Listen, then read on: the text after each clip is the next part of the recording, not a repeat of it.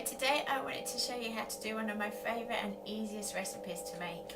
Flax crackers are a real staple on the raw food diet and we eat them a lot, especially in the winter months. Flax is a really interesting seed, and flax is a seed that holds light, so in the winter months when it's dark in Northern Europe it's really good to eat a lot of flax and keep the light into your body that way. Flax seeds are also one of the best sources of essential fatty acids, and essential fatty acids are really important that we get in our diet on a daily basis.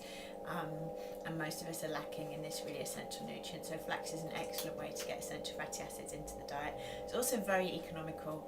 What I've got here is I've soaked 1 cup of golden flax and 1 cup of brown flax. There's actually no difference nutritionally between the golden flax and the brown flax.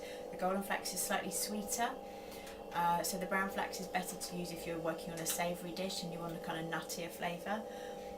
The reason I've used both is just for aesthetics. I think it looks really pretty when you have both coloured flax seeds in together. So we've got 1 cup of gold flax and 1 cup of brown flax. You could just as easily use 2 cups of golden flax or 2 cups of brown flax. And I soak that in 4 cups of water. When you're soaking flax, you always want at least double. So 2 cups of flax to 4 cups of water. You could even up it up to 5 or 6 cups, I would say. But here we've got a nice thick batter. So you just soak the flax. You need to leave it, I would say, at least 6 hours for it to fully swell and absorb all the seeds, absorb all the water. So here we've got a lovely thick batter that's been soaking overnight. And it's ready to make crackers with. Another reason why flax crackers are so easy to do, you know, I use my dehydrator a lot. I'm always making burgers or breads or kale chips or crackers, cookies, all sorts of things. But flax is one of my favourites to do because as soon as you've soaked it, that's all you need to do. It just goes straight into the dehydrator, no blending necessary. It's really easy and couldn't be any easier, I don't think.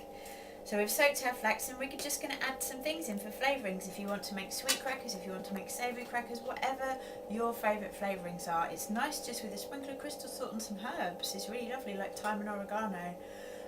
Really lovely thing to do. You can add in extra seeds as well, like sunflower seeds, hemp seeds. Leave them soaking in the mix for a couple of hours and then you get an even thicker cracker. We're going to make some sweet ones now. I find these are a great staple to have in the tin, in your biscuit tin at home, and if the boys are hungry between meals, very often they'll snack on flax crackers. It's something I'm really happy for them to eat as many as they want for, and they'll just put maybe some nut butter on, maybe some chocolate spread. Sometimes they have them for breakfast. I like them as a quick lunch or dinner, and I'll just have a couple of flax crackers and put on some nice mayonnaise or some avocado. I put on a sprinkle of crystal manna, blue-green algae, and then some alfalfa sprouts or some rocket, and that's one of my favourite meals. So today we're going to make sweet ones. So we've got our flax and I'm going to use some of our fruit powders. We have a fantastic range of fruit powders on the website which I love to use. They're really fantastic staples to have in your cupboard because they make things so much more exciting when you put them in. So I think we have like 5. I think there's cranberry, blueberry, blackcurrant, strawberry, tomato as well. And baobab is really good as well for flavouring. Purple corn I use a lot as well. Today I've got the blueberry. This is just freeze-dried fruit powder. It's raw, it's just the fruit, nothing else. And this is 2 tablespoons of blueberry powder. I'm just going to stir that in. Here, you could use it 1 tablespoon if you prefer. So this is going to be a really strong tasting blueberry cracker. I wouldn't recommend putting any other sweeteners in like agave or honey because it would change the consistency of the cracker. Flax crackers are really crisp and crunchy, and if you put agave or honey in then they tend to be a bit chewy, which I don't like so much. So we had 2 tablespoons of blueberry powder, as I said 1 tablespoon would be fine, and a cup of raisins. Raisins is the easiest thing to put in. You can use goji berries, Incan berries, cranberries. A nice one to do, which I was doing a lot, is to put the cranberry powder into the cracker mix and then put some dried cranberries in as well. And we're just going to stir that in. So we're just going to pop it in the dehydrator. I do recommend Excalibur's. I haven't come across another one yet that's more efficient and easy to use.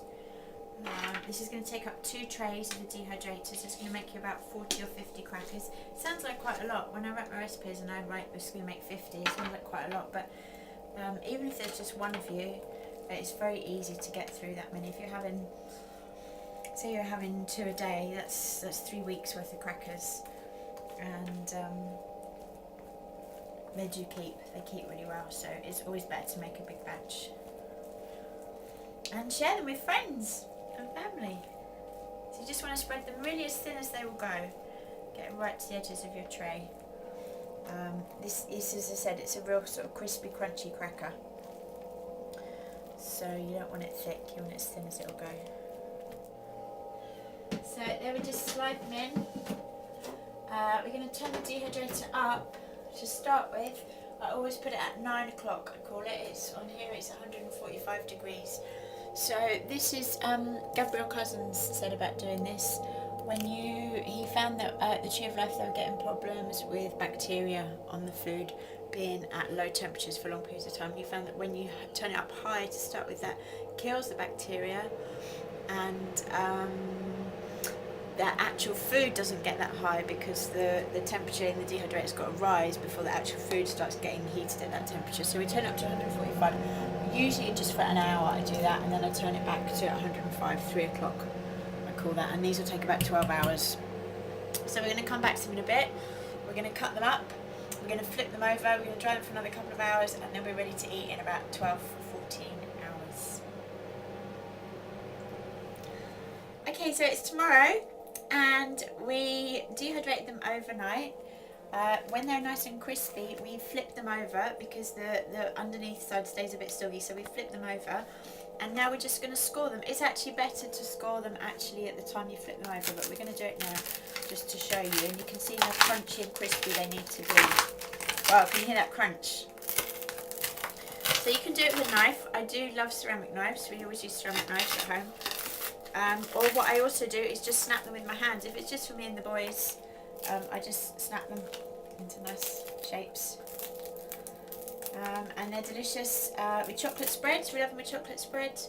We love them with avocado and alfalfa sprouts, and they really are just a central raw store cupboard item, I would say.